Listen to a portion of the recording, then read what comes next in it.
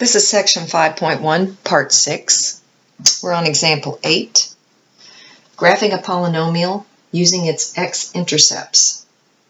Consider the following polynomial, f of x equals x minus 2 squared times x plus 1. First, we're to find the x and y-intercepts. Okay, so the x-intercepts,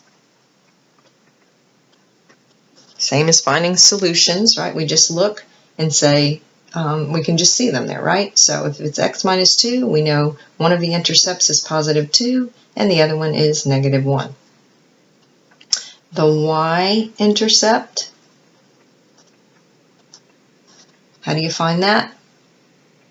Well, we plug in 0 for x. F of 0 equals 0 minus 2 squared times 0 plus 1,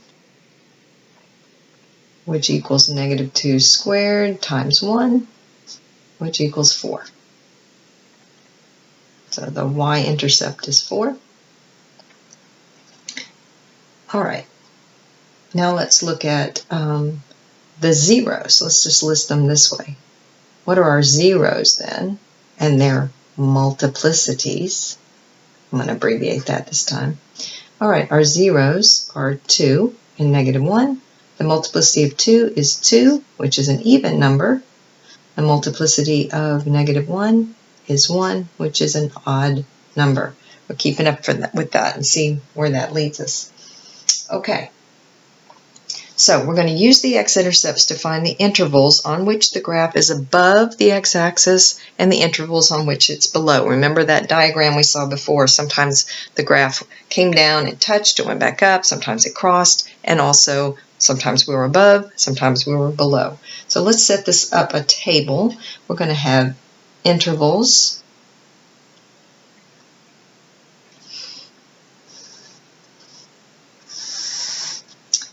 All right, we're going to choose an x in each interval. We're going to find f of x for each x that we choose. And then we're going to determine the location then. Where would we be if y is that, whatever we find for y, our f of x, are we above or below the x-axis? Okay, if our zeros, our intercepts, are 2 and negative 1, we have an interval coming, think about the number line. Here's negative 1, here's 2. So our intervals are from negative infinity to negative 1. So I'm going to write that one, negative infinity to negative 1. That will be one interval. My next interval is from negative 1 to 2. And then my third interval is from 2 to infinity. Right? Okay, I know what happens at negative 1. I know what happens at 2. Right? At least I know those are intercepts. What I want to know is from negative infinity to negative 1, is the graph above the x-axis or below? Between negative 1 and 2, is it above or below? And between 2 and infinity, is it above or below? Remember we said that between each consecutive x-intercept, we're either above or below. All right, so in this interval, you can choose anything you want, but I'm going to keep it easy and choose negative 2. I can't choose negative 1. That's a parentheses, not a bracket. I know what happens at negative 1. I want to know what happens at negative 2. So I'm going to choose negative 2. And then I have to find f of negative 2. That just means I'm going to come back up here. I guess I can kind of try to fit it in somewhere. Let's find f of negative 2. That's all I'm going to do. I'm plugging in negative 2 in my function. Here's the function, so that's negative 2 minus 2 squared times negative 2 plus 1. And negative 2 minus 2 is negative 4. Negative 4 squared, positive 16, times, and then negative 2 plus 1 would be negative 1, so I'd have 16 times negative 1, or negative 16. So what I found is, when we're at negative 2, y is negative 16, which means where am I? Am I above the x-axis or below the x-axis when y is negative 16? That's right, we are below. Okay, we'll do something similar here. We want to choose anything we want between negative 1 and 2. We just can't choose negative 1 or 2. if you can choose 0, that's an awesome thing to choose. And actually, we already know what happens when x is 0. Y is 4. I don't have to redo that one. And of course, 4 is a positive number. That's above the x-axis.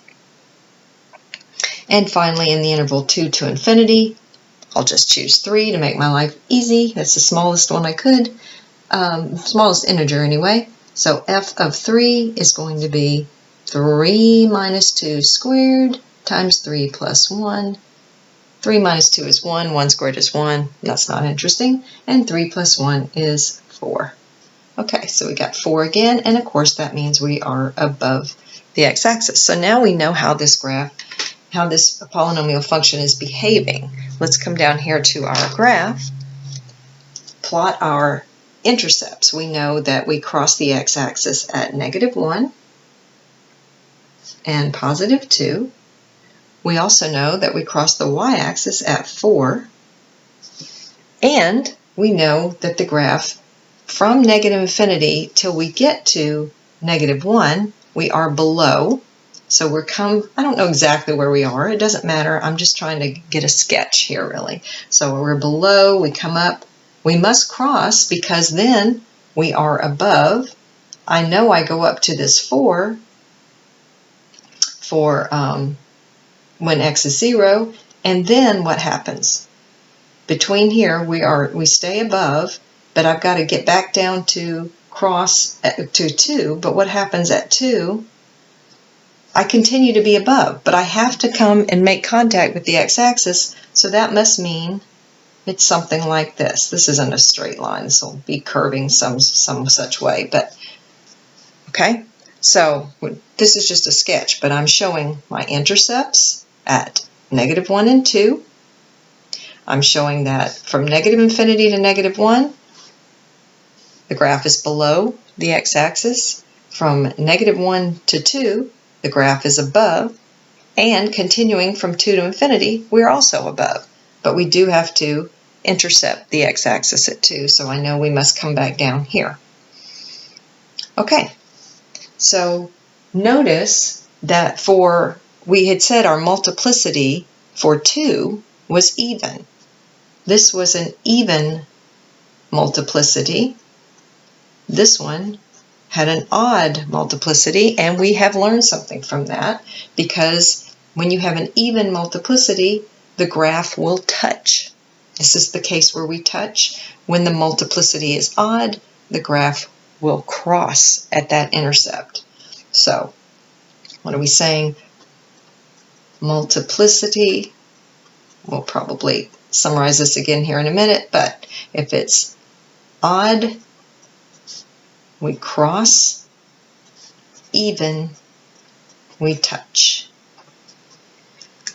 Okay, now notice this was this an odd function or an even function? Let's look back up here. There's an x squared, but then if we multiply by that x, the degree of this polynomial function is x cubed. It's odd. Remember what our odds look like?